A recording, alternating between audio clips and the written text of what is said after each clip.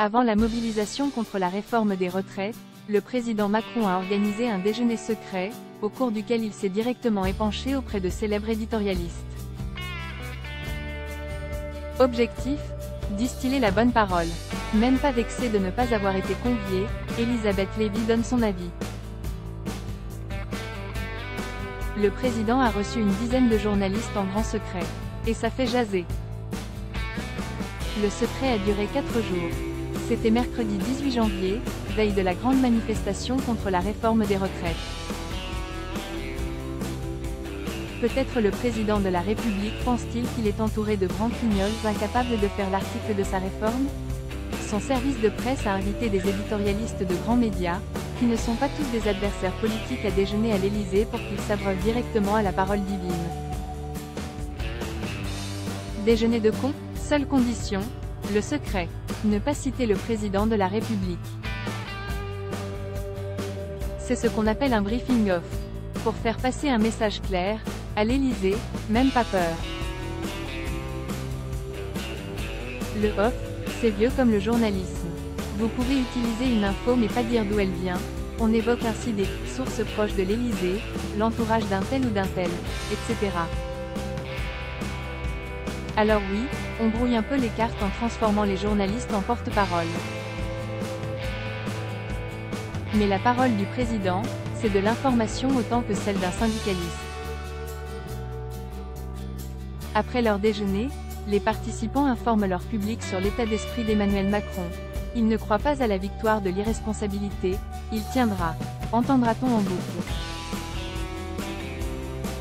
Est-ce pour autant scandaleux? Les airs de déontologues outragés, laissons-les à Daniel Schneiderman, Libération, Arrêt sur Image, et Edoui Plenel, Mediapart. Ce dernier fustige un journalisme de gouvernement. Le journalisme de délation et d'inquisition ne vaut pas mieux. Pour ma part, je ne vais pas donner de leçons, au contraire. Si on avait été invité, on y serait allé. Ne serait-ce que pour en parler dans les dîners, comme s'en amuse Guy Carlier. Mais justement, on n'a pas été invité. Le problème, c'est l'entre-soi, on reste entre gens du même monde qui parlent le même langage. Des gens du cercle de la raison, comme l'excellent Alain Duhamel. Il y avait aussi son neveu, Benjamin, qui officie sur BFM TV, et tous les médias convenables, Le Monde, Les Échos, Le Figaro, France Inter. Si certains éditorialistes reprennent ensuite à leur compte, sans citation, des arguments présidentiels, ce n'est pas par servilité mais parce qu'ils pensent comme lui.